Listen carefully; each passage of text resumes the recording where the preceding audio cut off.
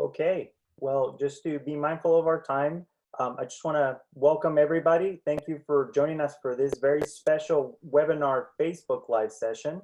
My name is Fernando and I come with the Region 9 Head Start Association. This webinar session, we're recording it and it will be made available for on-demand consumption up on our YouTube channel as well as on our Facebook page, given that we're doing this as a Facebook Live. So links to both of these accounts for Facebook and our YouTube will be found on our website at www.region9hsa.org. I'll go ahead and share that link on the chat for anybody watching on Zoom, so you have that handy. Resources tied to this session today are also up on our website. And again, I'll share that link on the chat so you can have that and you can access our website pretty easily. We encourage your participation today, so feel free to send us your questions and or comments via the Q&A option of Zoom. And we will try our very best to address them live here with Sheila. And now it is my pleasure to introduce our speaker for today, Sheila Morovati from Crayon Collection. We're happy to have you. Thank you for doing this with us, and I'll pass it along to Sheila. Take it away. Thank you, Fernando. Thank you for having me. It's such a pleasure to share some time with Head Start. This is a community that we deeply care for. We are so proud of the partnerships we've created with Region 9 Head Start and the NHSA for the past, I think, 6 or 7 years. And we plan to continue supporting this community as best we can. And so today, it's just basically about bringing more opportunities to get creative at home with teachers, students, families, anything that we can do.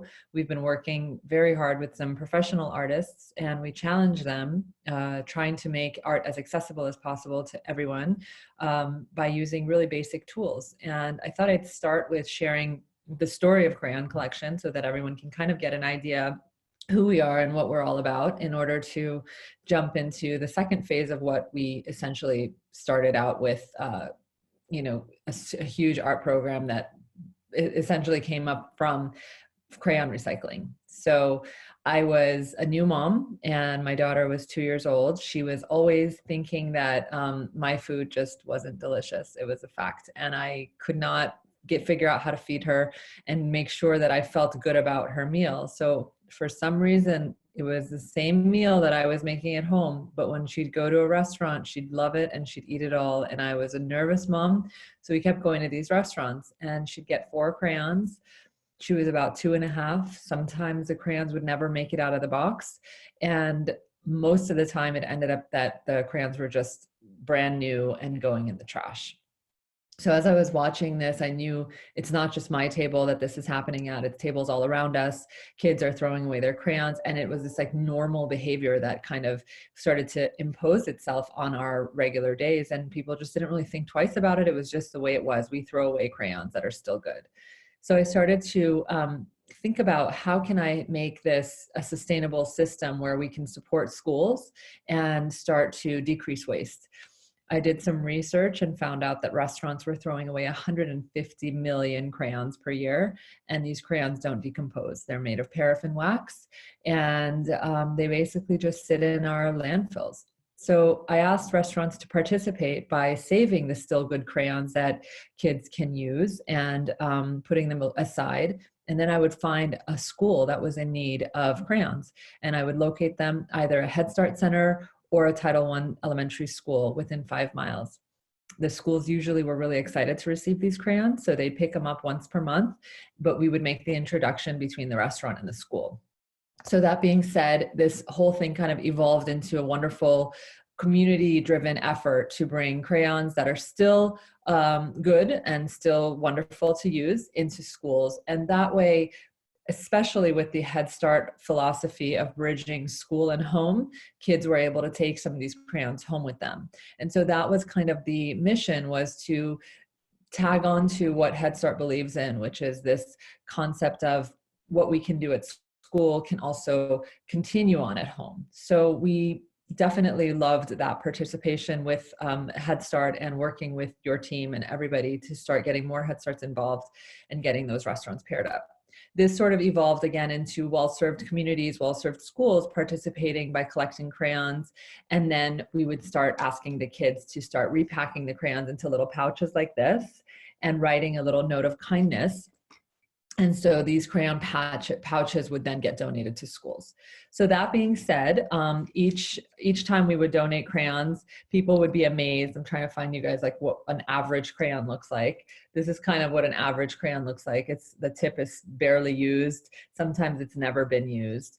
And so we decided to then donate over 1 million crayons to teachers in Los Angeles, and we even set a Guinness World Record for that.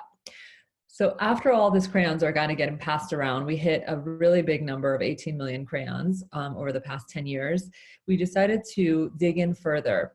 We noticed that art education was sort of kind of falling to the wayside due to budget cuts. Kids weren't getting access. And I thought there's got to be more than just coloring with crayons. And there's got to be more than doing homework with crayons. So I started to work with professional artists. And I truly believe that their ingenuity of thinking outside the box plus a basic tool allowed for really deep learning opportunities. Once again, we brought these artists into classrooms, especially Head Start classrooms. We worked closely to make sure that these are high quality. I always remember a woman that was working on our team. She used to be Director of Partnerships at the National Head Start Association. Her name was Jane Addams. She was a great teacher. And she said, you know, if you want to teach art at Head Start, you've got to come up with something that's really good quality. They don't just teach anything. And I appreciated that. And so from that was our sort of, we set the bar really high. So today I'm excited to share a few projects with you guys. Our goal is to bring the arts into classrooms, into households right now. Everyone's at home. Kids are sort of, their worlds are upside down. They've got stressed out parents. A lot of stuff is going on for them emotionally. This is an opportunity to just create, have fun, and potentially just process some feelings too. So I just thought I'd start with the simplest one, which actually was just given to me today. And it was a wonderful birthday present. Today's my birthday. And I couldn't believe I got this in the mail today. A teacher who we had donated crayons to her class had the kids write notes of kindness, but on a little bit of like a nicer kind of cardstock. But look at how beautiful these are. So this is one, the children just spent some time. This is one that says, you are powerful, you are loved. What does this one say? Don't hide your talent. So all these little notes of kindness can be created by kids, and they can send them to their friends and just pop them in the mail. They can just have different positive outlooks. And it's just so simple, but it really does make a difference to receive these. It made a difference for me, that's for sure. Thank you for all the birthday wishes, you guys. I'm very happy. This is me. This was for me. So that was one of the things I wanted to talk about. Obviously, there's a lot of benefits in just free drawing. All of these, you know, these different feelings come through just from that freedom of drawing and the notes and showing kindness to other kids. Just that exchange of generosity of spirit at this time, I think matters so much for kids. Again, this is our simplest one, but it was just interesting that this came in at such a good time. We have had some teachers work with us to create lesson plans on these. So there's definitely connections on all the different levels, and I'll talk about some of those now. So our next project that I wanted to talk about, this is one of my favorite ones. Again, this is all on our website at crayoncollection.org. It's newspaper shapes.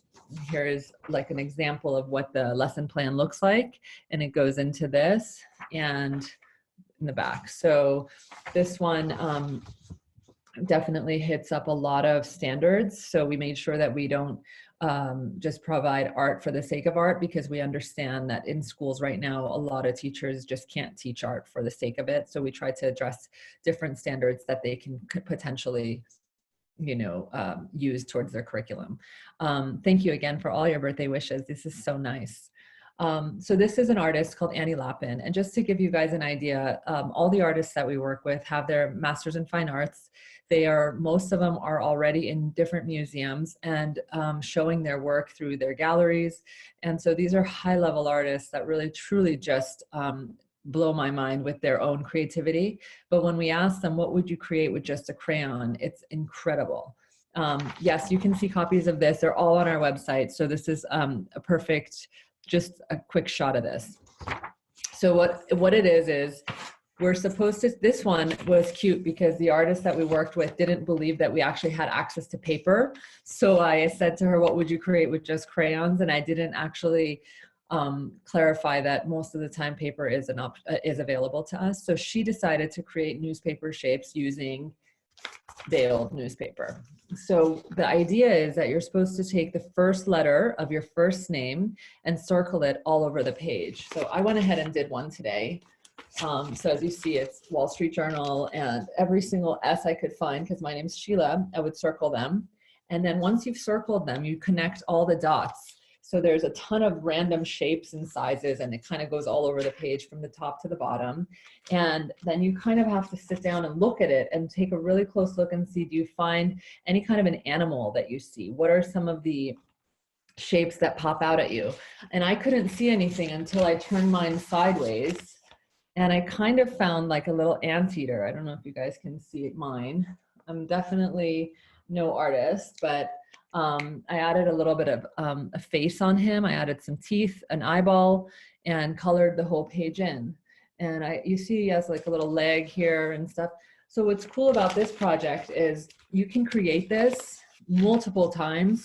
Every page has different letters on it, so you can kind of have a new project every single time you do it. So it could be on pages like this that have very little text, or pages like this that have very heavy text. My only recommendation for this project would be to maybe just make sure, if your kids can read, that perhaps the news isn't too rough to look at and to hear. So this is a really brilliant idea, if you ask me. Annie Lappin, again, is the artist. I will read you just her bio so that you guys can see what kind of caliber artist we're talking about here. So it says about the artist: Los Angeles-based artist Annie Lappin draws much of her inspiration from her personal memory of historic works of art. Working from her imagination, Lappin builds up her images in layers, allowing them to develop over time. Annie Lappin lives in Los Angeles, received her bachelor's from Yale University and her master's in fine arts from UCLA. Solo exhibitions from the last few years include Santa Barbara Contemporary Arts Forum, Pasadena Museum of California Art, Kansas City. Her work has been featured in numerous group exhibitions, including Los Angeles Contemporary Exhibitions, the Nerman Museum of Contemporary Art, Overland Park, and her works are included in numerous public and private collections, including the Nerman Museum of Contemporary Art. And she is represented by Honor Fraser in Los Angeles. So that's the type of caliber of artists we're talking about here. I'm really proud to have these type of people working with us.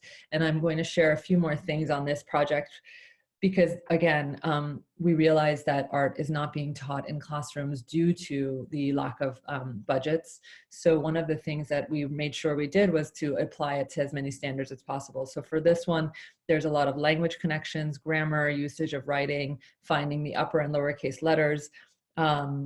Again, finding it says writing letters for more consonant and short vowel sounds, and also just early reading, early writing, foundational skills. So afterwards, kids are asked to share their projects, so it also hits up some speaking and listening.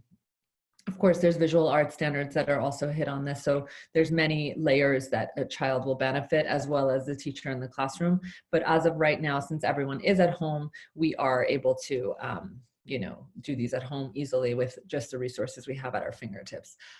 Before I go on to the next project, I'll show you what Annie's version was this one. So she kind of created, if you can see, a little more of like a triangular duck shape. And I can stop for a second for questions. Fernando, are there any questions I can answer? Does anyone have a question they want to type in? Thank you, Sheila.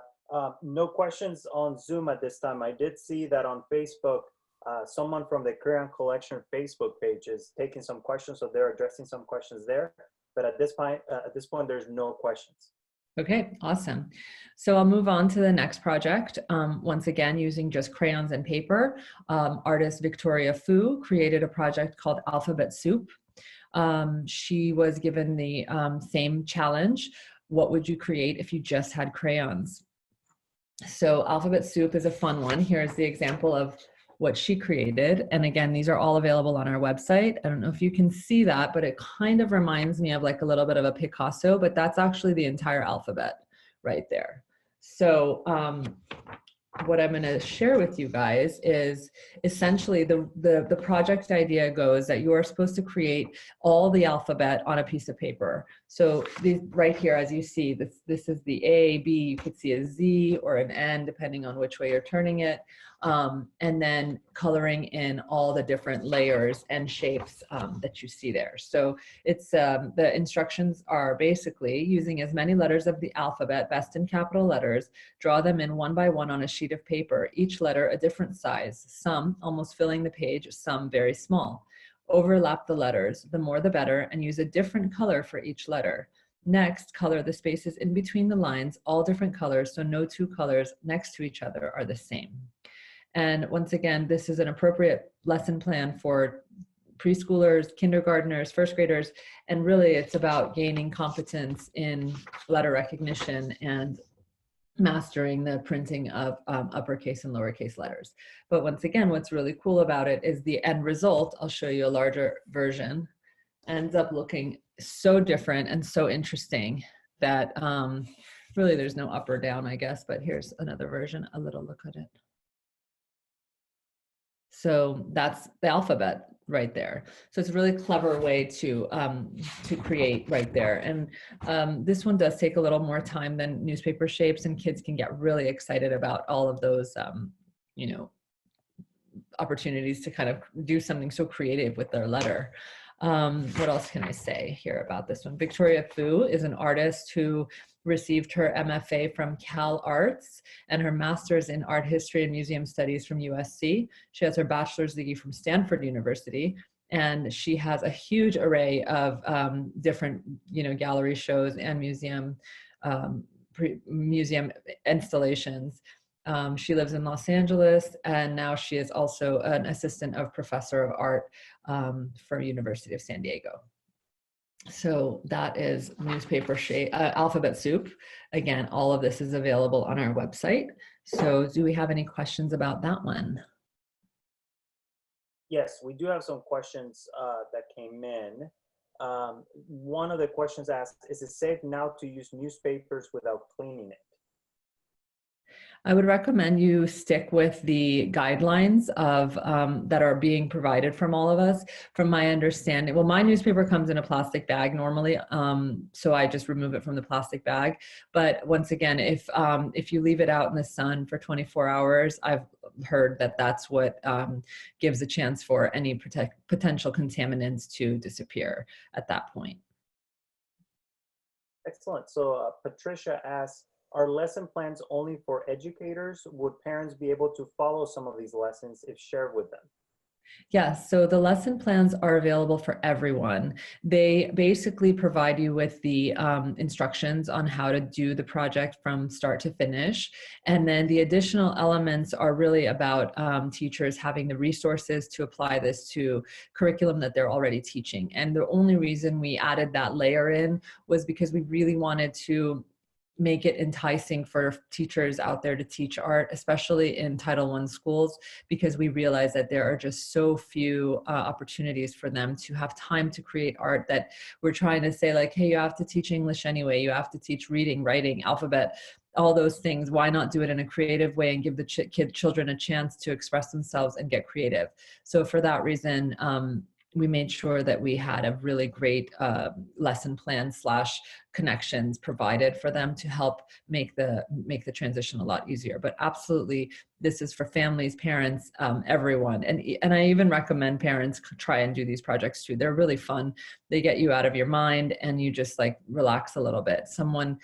We recently were teaching at a school up here in North Hollywood, and there was about 35 kids in the class. It was a third grade class, and the principal came in and he said, you know, each time Crayon Collection comes in here, it feels like we're watching an overfull balloon deflate a little bit. It just like calms everybody down. And I know most of the people listening in today already know this, but for the rest of the world who hasn't really had as much of a hands-on experience with art and children experiencing art, it is really like that. You just see everything just sort of calm down a little bit, and that's our goal, and that really is our goal. So all those extra layers of the curriculum and the what's it called? The connections are just an added bonus to help teachers be more enticed to teach them. And again, that's mostly for Title I schools, elementary schools that don't have a lot of focus on art right now. Are there any other questions? Yes. Are the lesson plans available in Spanish? That's a great question. They haven't been. However, we have a wonderful person who is a volunteer for us, and she has said, if you need them translated, let me know. So email us if there's one that you like and we don't have it, already translated over here. We can get it done pretty quickly. So we are happy to do that. Absolutely. Any Great. other? We do have other questions, but if you'd like to move forward, we will address them in the next Q&A opportunity. Okay, no problem. So the next one is one of my favorite ones. This is by an Iranian artist called Yassi Mazandi. The reason I loved it so much was because when my children were in preschool, I always saw them in front of a mirror doing self-portraits. And I never realized the importance of self-portraiture until my kids went to this preschool, which was a Reggio Emilia philosophy, which I felt was so amazing and powerful. And this, again, making of the portrait was so much of their curriculum throughout the 3 years my children were there. So when Yassi came up with this project, I felt like it was such a unique opportunity to build on that. So this is called, the project title is Self-Portrait Animal. So here's you can't really tell what it is yet, but I'm going to show you guys. So with this one, it would be great if you had crayons, paper, and a mirror. And the goal is for the child to sit in front of the mirror and to do a self-portrait of half their face, and the other half is the animal they wish they were. And the idea here is, once again, to get more deeply connected with themselves and with the nature and animals around them. So I will show you Yassi's, which is amazing. So this is what hers looks like. I don't know if the glare is possible to see. You can see she did like some kind of a cat or tiger, but it's creative and it's really different and interesting. And the goal right here is give some guidelines on giving children creativity to think and communicate, and then ask questions related to tasks or activities that indicate thinking about new ways to accomplish the task or activity. So it is a challenging project for sure. There is no right or wrong way, but it is a lot of fun. And I have to say, children really do enjoy this 100%. So for the preschooler social and emotional development, we talk a lot about sense of identity and belonging. And the child recognizes the self as a unique individual having own abilities, characteristics, emotions, and interests. Ask the child to describe themselves using several different characteristics, uniqueness of the self such as talents, interests, preferences, or culture.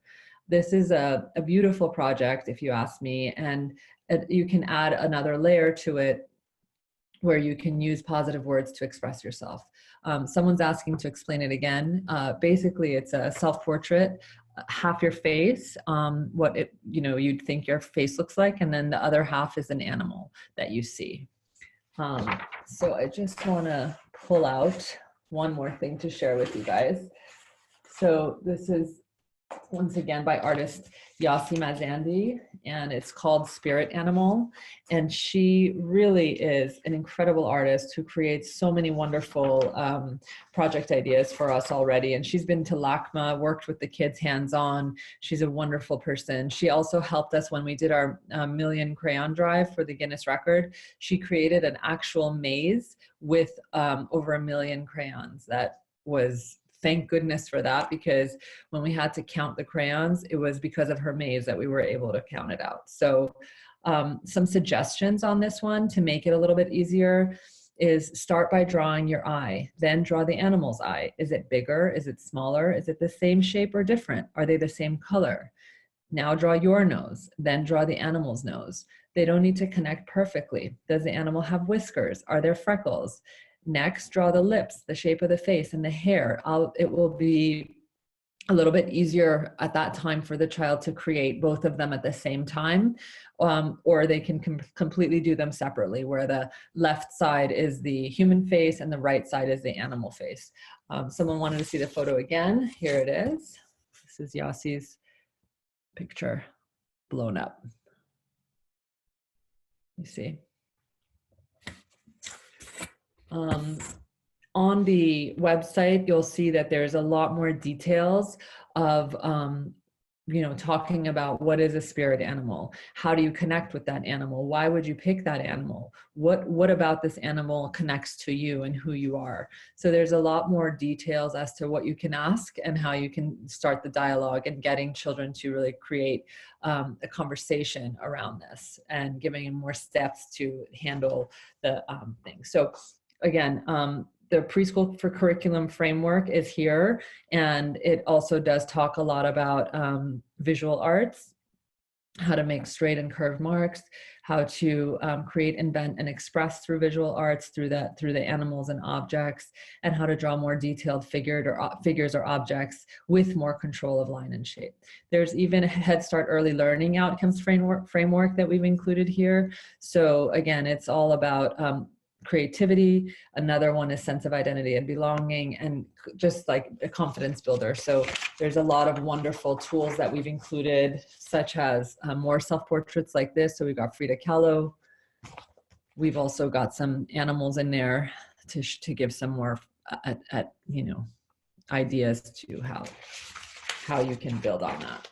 I'm going to stop for questions for this one. If anyone would like to ask, I'm happy to answer. Yes, thank you. We do have some questions on the queue. Is the alphabet drawn all scattered through the sheet of paper? Yes, so the alphabet drawing is scattered throughout the sheet of paper, but once you start to color it all in, that's when it becomes more of a cohesive image. I'm pulling up something to show you guys on that one. Let's see if it's here. Here it is. So the alphabet soup, for this one, it really does give a lot of recommendation to spread out all over the page and then to fill it in with the colors. So it says the instructions specifically for alphabet soup is over the next 30 minutes, that's how much time we suggested on this one, but you don't have to use that much time. You're going to write out every letter of the alphabet on your piece of paper. Some letters are big, some are small, almost filling the page. Experiment with size and shape of letters, overlap the letters, the more the better, use different colors, and once you're done, you can color in the letters with the space around them so that the page is filled with color.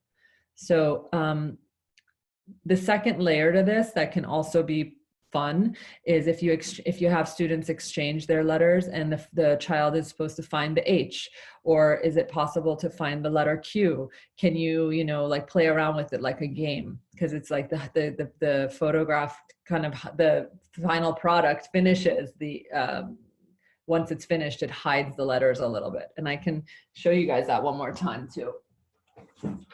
Here it is again, if you guys want to see alphabet soup again. So you can barely tell where the letters are, but once you find them, it's fun. It's kind of like a little game in there.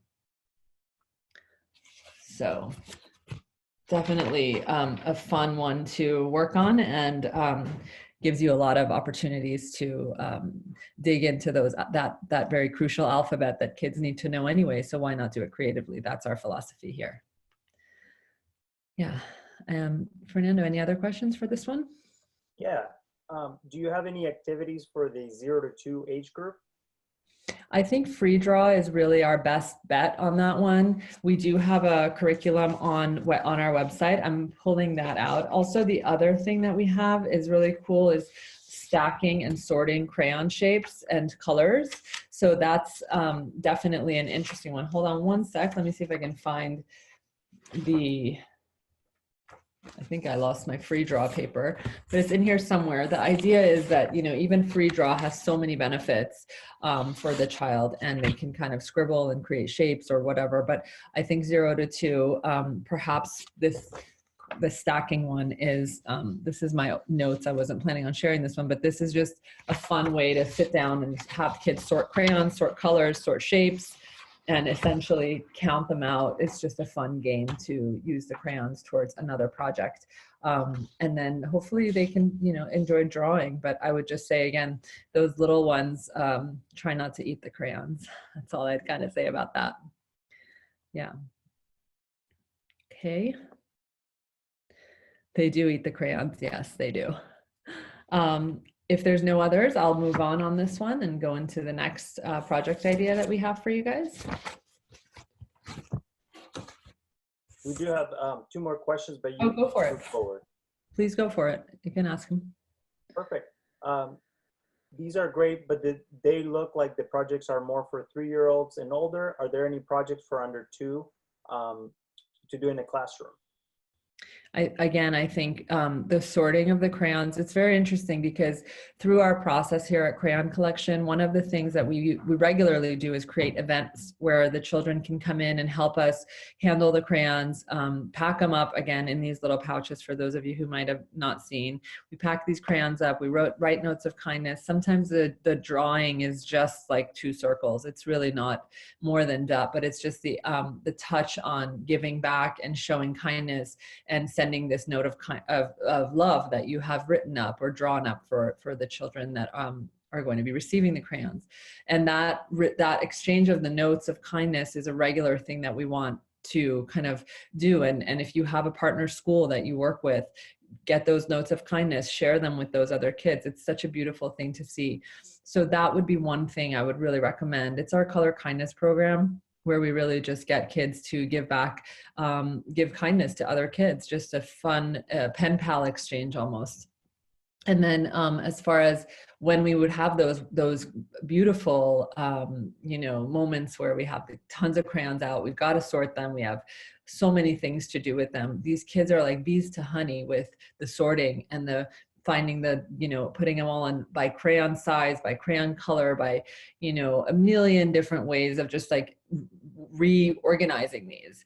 And I never realized that that was such an integral part of the Crayon Collection's process with children. We just assumed they would take some crayons, we say put 10 different colors in a pouch and that's it. But this process of sorting and organizing and reorganizing the crayons, it's beyond belief one of the most favorite parts for children to do. So perhaps that's something that can also happen.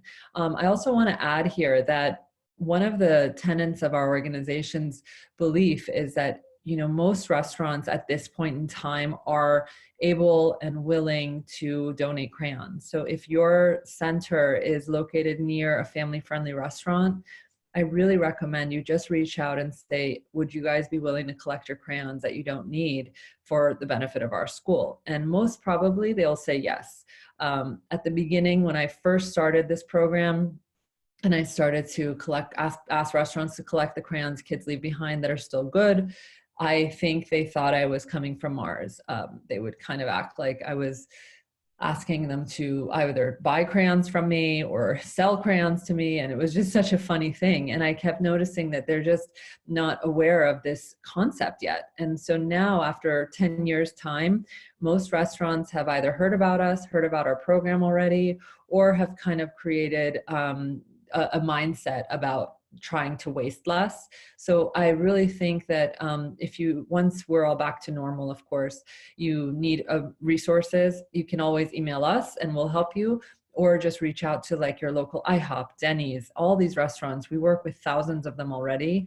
So they're quite aware of the program. And so you can also gain access to more crayons that you can then sort and do projects with as well. Yeah. So no more questions at this time. No more questions? Okay, great. So the next project, this one is really fun. We did it at a Head Start Center in Los Angeles with the artist, and it was a really interesting one because I felt like this project was one of those where you really got to get creative and you really got to think differently. So this one is called the What If series. And the idea is to ask questions like, what if, this one is, what if a fish ate a hat? What would it look like? What if a fish played basketball? So those are some of the little pictures. I'll show you on the bigger one too. This is a fish. What's he doing? what if a fish had 2 feet? That's a drawing of a fish with 2 feet. And then this one is what if a fish played basketball? Okay. And so this is an artist called Tala Madani, and Tala is phenomenal artist. She's doing incredible work right now. She once again received her master's in fine art from Yale University, and she has had solo exhibitions all over the world. She lives in LA, and she was even awarded the Catherine Doctorow Prize for Contemporary Painting, the Volkstrand Art Award, and the Future Generation Art Prize. She has just been incredibly revered through her incredible strides forward and pushing the envelope.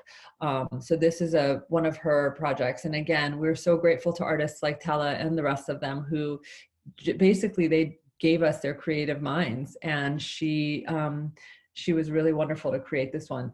Someone's asking who drew the pictures. The artist drew the pictures on this one. Some of them depends on who it is, but this one, the artist drew the pictures and she emailed it to us. So we have some kind of a good model, because if I drew the pictures, they wouldn't look like that. That's for sure.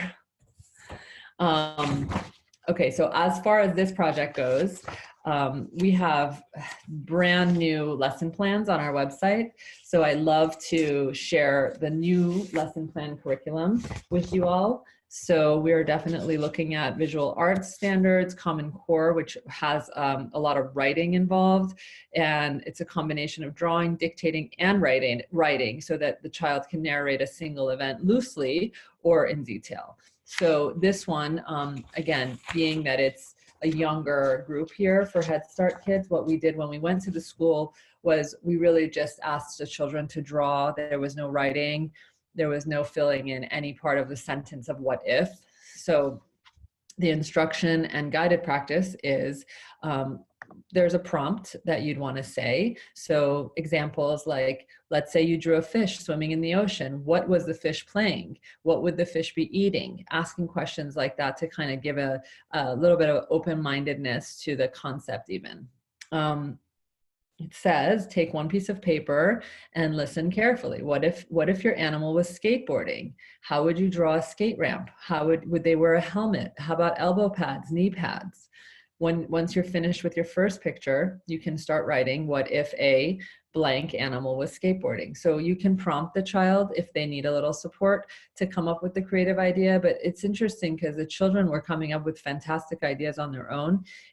Again, it's really, you got to get creative on this one, put that creative hat on, get that imagination flowing, and the sky is the limit on what an animal can do.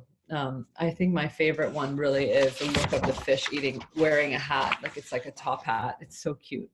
You see that one. So the other questions that you can prompt is, what if your animal was jumping into a pool? Would the animal dive or cannonball? Would there be a big splash? Would your animal wear swim trunks, a bikini, goggles? Would the animal wear floaties on his arms to help him swim? Would the animal be talking to his swim coach?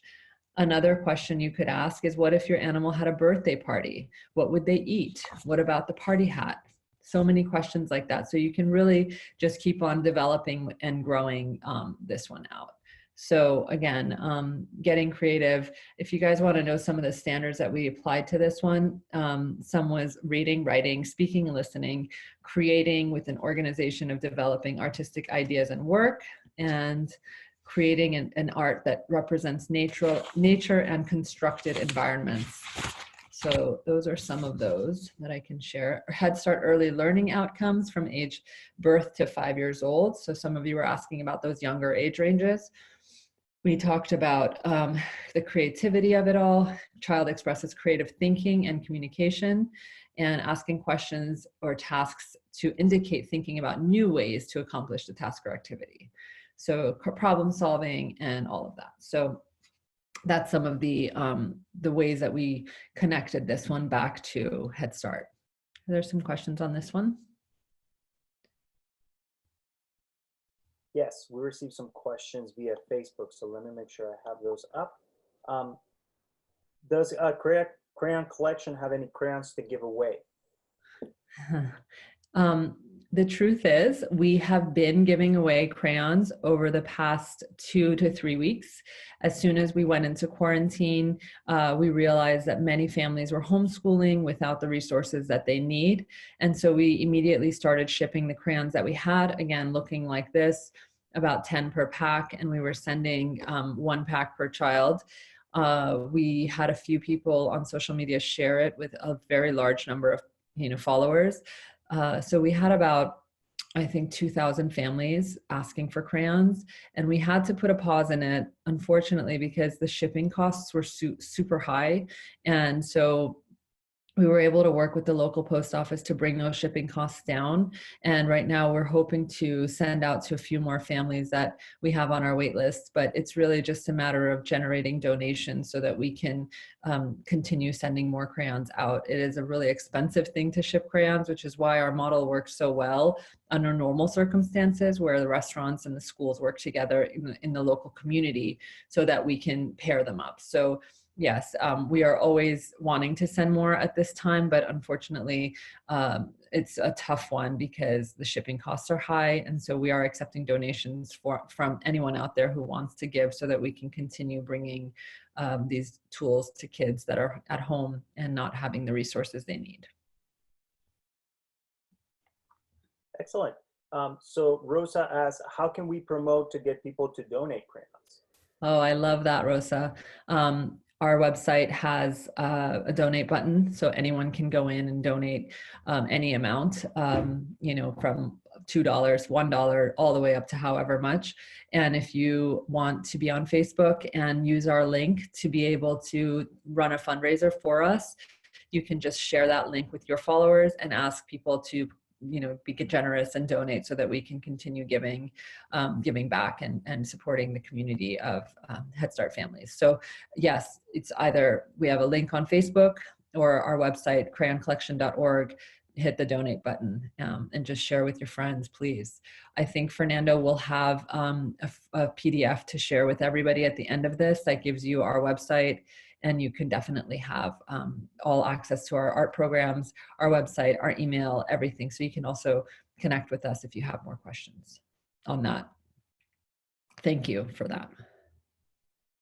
Great. And the last question I have here for now is asking, sorry, I lost it. Let me pull it up again. How does a program invite artists to come to their program? Yes, so we're based in Los Angeles. We love coming to Head Start. Thanks to Fernando and Ed, it's been a really wonderful connection that we've made with different schools out here. So we've gone to several Head Starts over the years with different artists who've created their projects with the kids. We enjoy it so much. It's probably our favorite time of year when we get to come in and do the work hands-on with the students. It's just a real pleasure. I have a few pictures on my website of the warmest hugs I've ever had of the children just showing their gratitude to us on our visit. I'll never forget those days. And to be able to come into one of your schools, again, it really is a matter of geography at this point. If you're in Los Angeles, we'd love to see you. We'd be happy to come in and organize with our artists once everything goes back to normal. We have a few artists that are out of town, but unfortunately, we've never really sent an artist in without our team to be there with the artist. So it really is an ideal situation to be in Southern California, and so that we could be invited to come to your school and do our projects with you guys. So if you're interested in having us, please let us know if you're in LA. We love it. We love to come.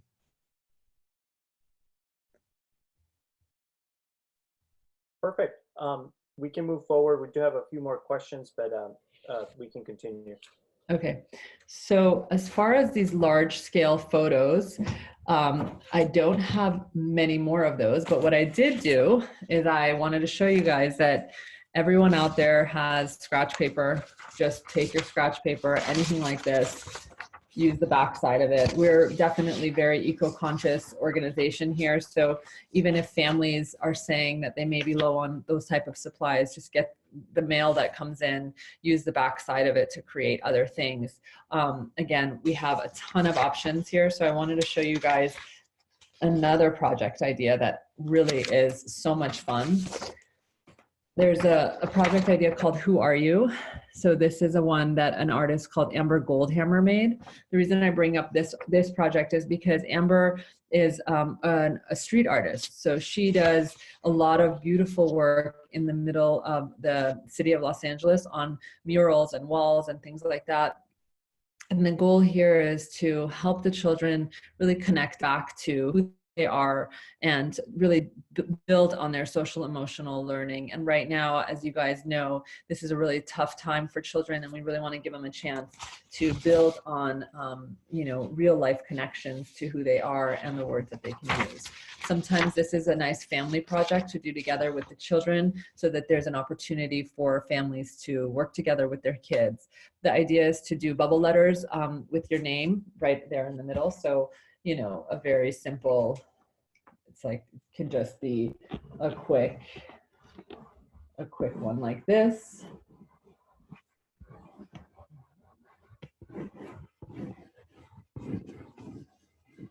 So you just get your name up like that with bubble letters. And then from there, you start to write all the ways that you feel good about yourself. You can add adjectives about yourself, things that you like to do, about anything that has to do with you as an individual. Again, the framework and the guide, the affirmation is a positive thinking can come to positive outcomes. So an affirmation is something we celebrate about ourselves, and we might repeat the affirmation like, I am smart, to remind ourselves of this truth. So the idea is that we're going to ask questions with the children again. Today we're going to focus on who you are and what makes you special. What do you love about yourself? What do you love to do? What makes you happy? What makes you sad? What does your name mean to you? And what makes this unique?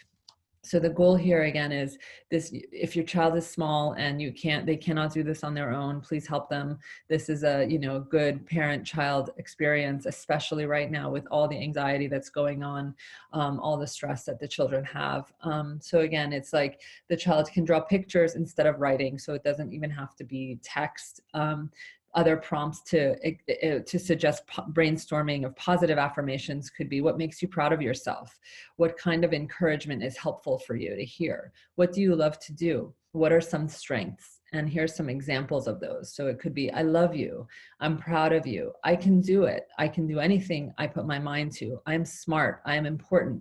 I matter. I am beautiful, powerful, funny, caring. I'm a good friend, a good daughter or son. My best is good enough. I am honest. I have people who care about me. I am an artist and I rock.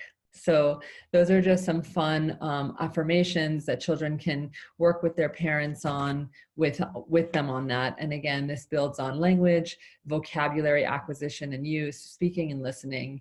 And of course, the social emotional competency is beautiful here because it's about self-awareness, labeling and recognizing one's own emotions, identifying your needs and your values, and possessing self-efficacy and self-esteem. And self-management is the other part of it. It exhibits positive motivation, hope, and optimism. So again, with COVID-19 and being quarantined at home, these are times where we kind of need to come up with anything to give up some positivity. And we really look forward to having families do this with their kids and just seeing what comes up. You may be surprised at what comes up. So Amber Goldhammer is the artist, and she's best known for creating vibrant abstract paintings with street art edginess. She has a graffiti style script with new mixed media series, and she enjoys life. And her new series is called I Love You, where she writes I love you multiple times over and over and over again. And that's kind of been her really popular piece that people love taking pictures with and posting on social media in the streets of Los Angeles. So she has exhibitions in galleries throughout the United States and Toronto, Canada, Zurich, Switzerland. Her artwork has been showcased in print and online and TV series. And so, yeah, so she's also featured on Netflix's best original series called Glow. And that's Amber. Do you have any questions on that one? We do not have questions about that one, though. Okay, so I'm just going to suggest that since we have only 10 minutes left, I still have projects I can share with you all. If everyone is okay with me continuing with the projects ideas, I can keep going. And again, if you guys do have Q&A, I'd love to answer your questions during these last few minutes. So as soon as you all feel like you have questions, just bring them in, because I know that we don't have so much time left, but look, I have tons of projects, so I could keep going with this for hours. All right. So the next one I wanted to talk to you guys about is a very fun one with, again, this is a great one for parents and kids to work together on. It's called a crayon story. And so this is what it looks like. And again, this is fun to do together as a family. And the idea is that you work together as a group to explore identities and use imagination to tell a fictional story with a fun twist. They need to incorporate names of crayon colors to enhance their stories and make them engaging and whimsical. They will also draw a picture of their story. So this one, it does take a lot more writing, but this is a very good one to do with families and their children, and get them kind of working together at home and just doing a little bit more of like a creative outlet, creative thinking and things like that. So it says, let's say you're using a funny crayon name like Dreamy Crayon Orange and Sour Apple, and let's write a story together as a group or as a partner in this situation. The story can be inspired by events in your lives, or it can be totally made up. Afterwards, once the story is complete, you will draw a picture of the story. I've been asked for another picture of this, but the shot may not be so good. Again, these are all available on our website. So here's the crayon story. And the fun thing is that you kind of get a little creative with the writing part of it. This is by artist Sharon Lockhart, by the way, who's an incredible artist. So, so here's some prompt questions. What are your favorite things to do? Where do you live? Do you have siblings? What's your favorite food? Do you have pets? What are their names? So some example could be, hi, my name is Joe and I have a dog named Sour Apple. So writing up a 5 to 6 sentence story that incorporates the names of the crayons. Encourage kids to be creative, goofy, make up and embellish the story however they wish. So another one could be, I live in a rocket ship in outer space with my pet salmon named Fuzzy Wuzzy. We play music in a band called Jazzberry Jam. We wrote a song together called Fuchsia. We love playing it for our friends at their birthday parties. So this is the way that we've kind of cut it up so that there's different layers. And then at that point, you can draw the whole picture of that scene that has been created with those 4 or 5 sentences. Once again, the connections made are writing, speaking and listening, language, self-awareness, and of course, the creating for California Visual Arts. About the artist, this is a really, really fantastic artist, I have to say. She's a gem, she's a star, she's from LA, she's with David Kordansky's gallery, and we're just really proud to have Sharon as part of our team of volunteer artists. Does anyone have questions on that one? Okay. We do not have any questions pertaining this piece. However, we do have a few questions I have rolled over from earlier. Okay. So Stephanie asks, is there a recipe for the 0 to 2 age for edible crayons that they can color with and eat? I don't know one. I'm sorry that I've never been asked before. So I would basically, I really don't even know how to answer that. No. Maybe you can create a cupcake or a cookie or maybe a cake in the shape of a crayon and go with that. I've seen those out there, but, or chocolates, something like that. But no crayons that I've ever seen are edible. So try not to eat them. Great. Maria asks, what is the best way to disinfect the crayons? Again, we've done some studies over the past few years. When we've asked about restaurants donating crayons, what our guideline is that the restaurant waits 8 days before they donate any crayons. Because the truth is the crayons that we're asking for are dry and not soiled. But if they just leave them aside for 8 days, whatever bacteria there is on there will have died off. Now the crayons that you may have at home, you may want to give it a little spray of some kind of vinegar and water. That's something that I've heard of before. Just leaving them out though in a dry space is the best choice as far as what would having the bacteria, any bacteria, die off. I will add one thing. The crayons that are in a kindergarten or preschool classroom are touched by 30 something kids. So the bacteria levels on those crayons are sky high.